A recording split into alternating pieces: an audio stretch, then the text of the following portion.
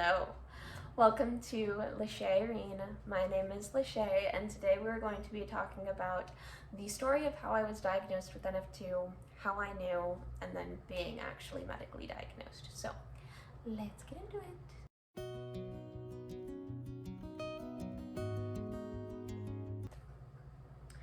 Alrighty, before we get started, I just wanted to say I cut my bangs. I don't know if you guys noticed, but I think they look pretty cute. I'm quite a fan of the impulsivity of doing so and ending up liking them and not cutting them too short.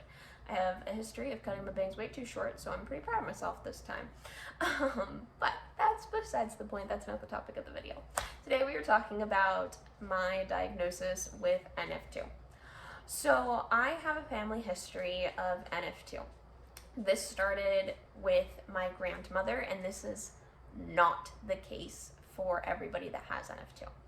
NF2 is a spontaneously mutated gene. What that means is that the gene can change or mutate whenever.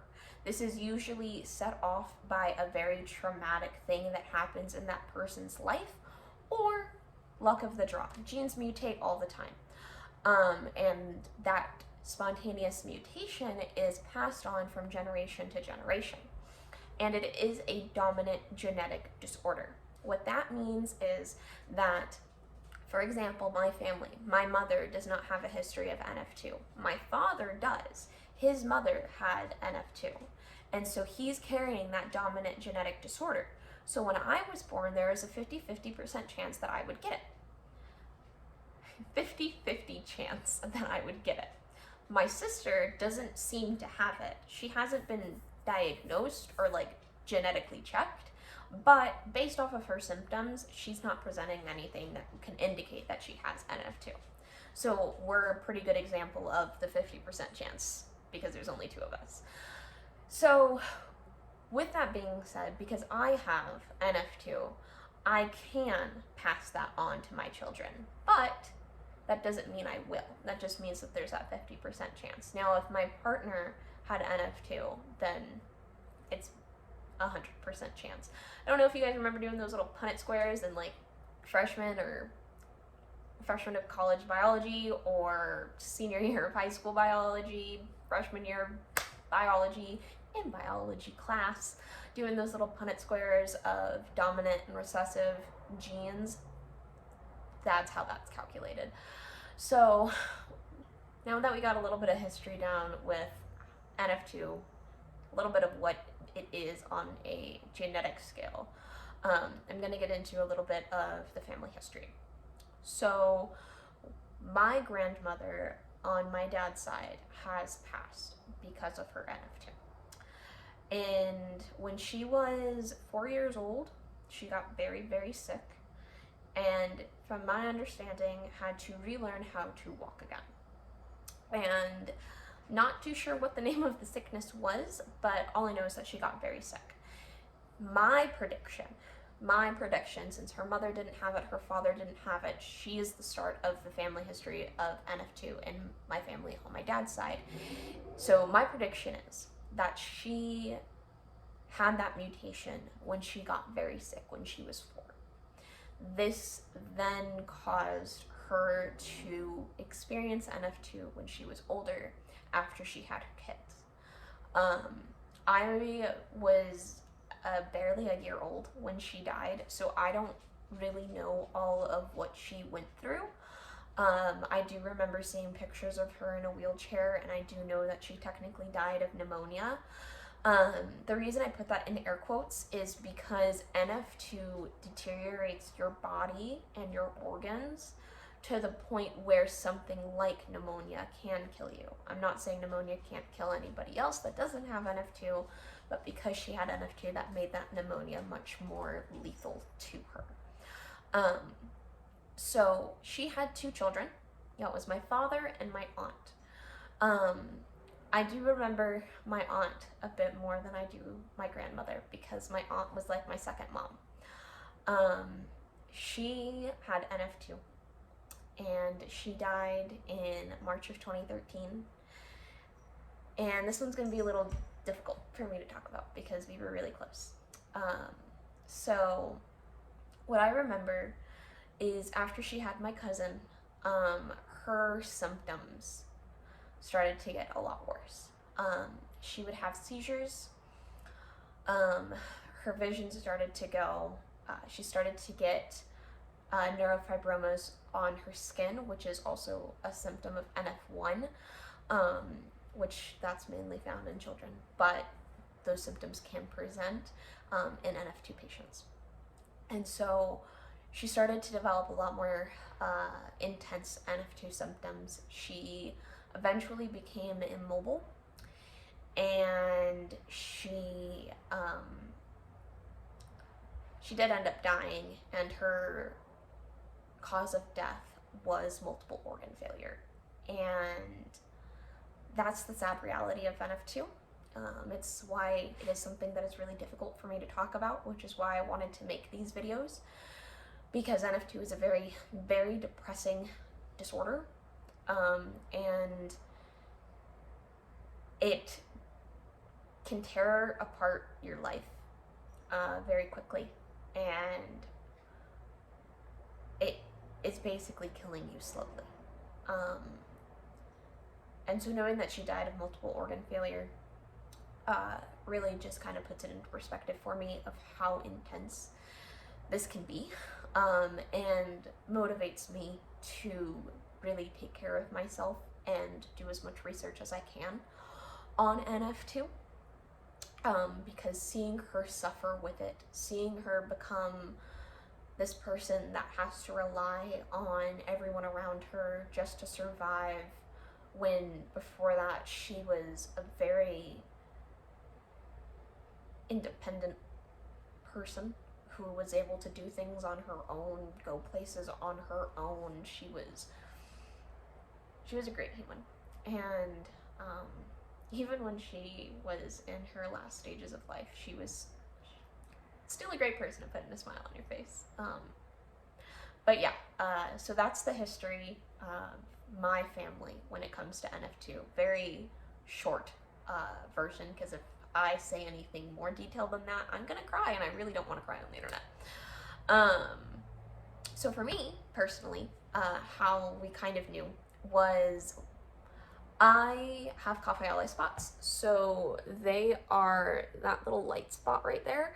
They're typically darker, and I have more on my legs, but that was kind of my first indication of it, knowing my family history. So knowing that my grandmother died of NF2, seeing my aunt suffer with NF2, it kind of made me think, okay, what is NF2? And I started to do a little bit of research on it when I was about 12. And then I heard about the coffee eye spots, and I saw them on my body, and I was like, okay, cool. And then when I was, I want to say 16, I started, a little bit before 16, I started to get tinnitus, which is ringing in the ear. And I would put in, eardrops, thinking that maybe there is something in my ear, whatever. Some people get tinnitus, and it's not that big of a deal. But then the tinnitus didn't go away. And then I started to get really bad migraines when I was like 16, almost 17. And those migraines, I still get today, but they were a lot worse back then because I didn't know how to treat them. So the coffee eye spots, the tinnitus, the headaches, and the family history, I told my mom when I was 18, I was like, hey, can we go see a doctor and maybe just see if I have it? So we went to a neurologist, and I had an MRI done, I had x-rays done, and it was confirmed that I have NF2. In the MRI, the brain MRI that they did, they saw that I had multiple tumors in my brain. They saw that I had tumors on my acoustic nerve. Sorry, they're called acoustic neuromas, and that was a clear indication that it was NF2. So NF2, one of the other signs of it is having bilateral vestibular schwannomas on the acoustic nerve, called acoustic neuromas. That's basically, I have tumors on the nerve that control my hearing on both sides. I wouldn't say that I was surprised, but I was kind of, you know, expecting the worst, hoping for the best. I kind of knew going in that I had NF2. And so hearing it be confirmed, it was difficult.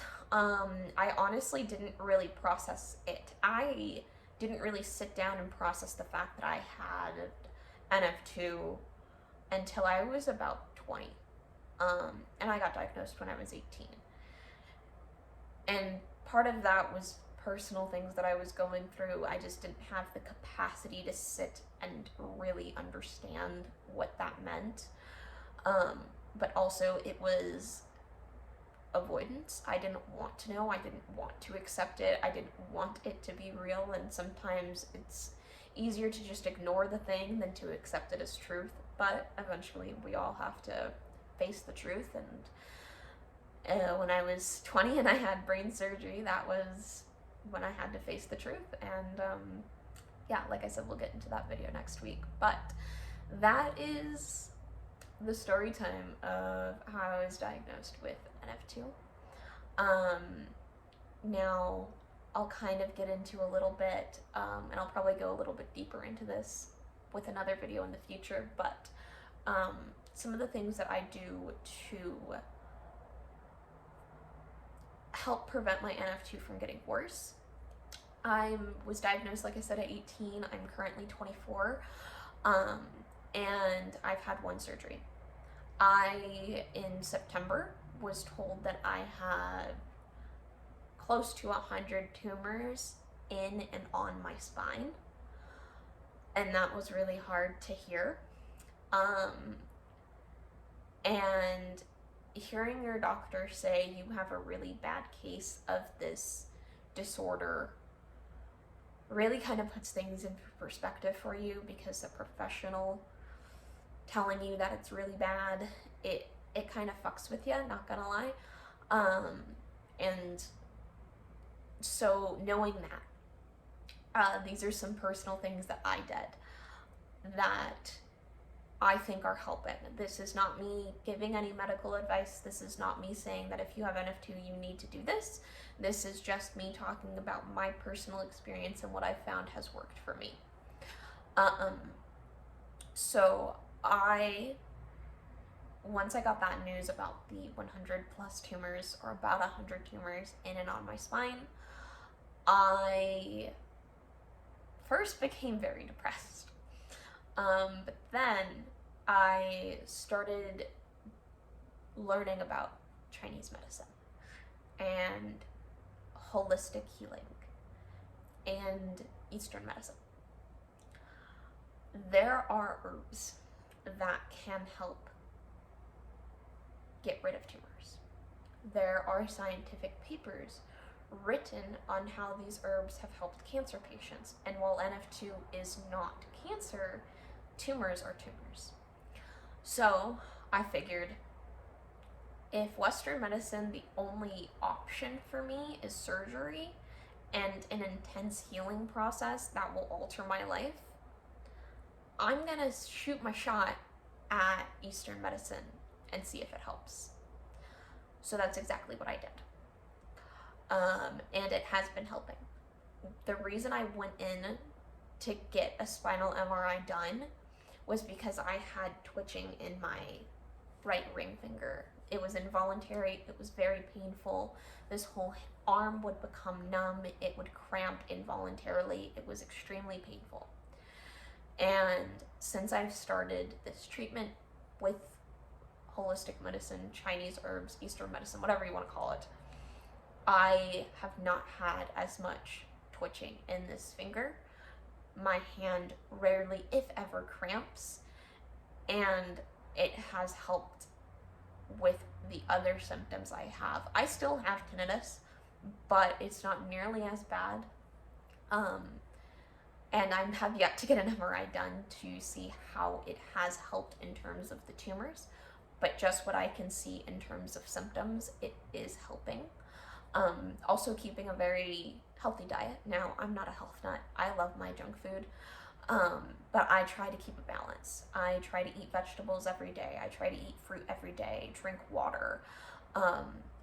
I make sure that I get out and go for a walk. I have a dog and I live in an apartment, so that one's pretty easy. I kind of gotta take the dog out and go for a walk, but I try and stay active. I also try and stay mentally active and mentally healthy, and that one is the hard one. I'm not perfect. I definitely have my hard days, but I have found that staying healthy and finding things outside of Western medicine that have been proven scientifically to work has been what has helped me the most. And I'm very eager to get another MRI done of both my brain and my spine to see if there's been any change in terms of tumors. And once I have that information, I'll share it with you guys. So that was a little bit of a story time of how I was diagnosed with NF2, my family history of NF2, and kind of what I'm doing to manage my NF2. And yeah, so if you guys found this interesting, I'm going to be posting another video next week, and that is going to be on my brain surgery and the recovery process of that. That was a very intense situation, and I kind of have it posted on my TikTok, which is shay.irene98. So if you want to see a more sped up version of that, you can go ahead and go to my TikTok and check that out. But other than that, I hope you guys enjoyed today's video, and I will see you guys on the next one. Bye.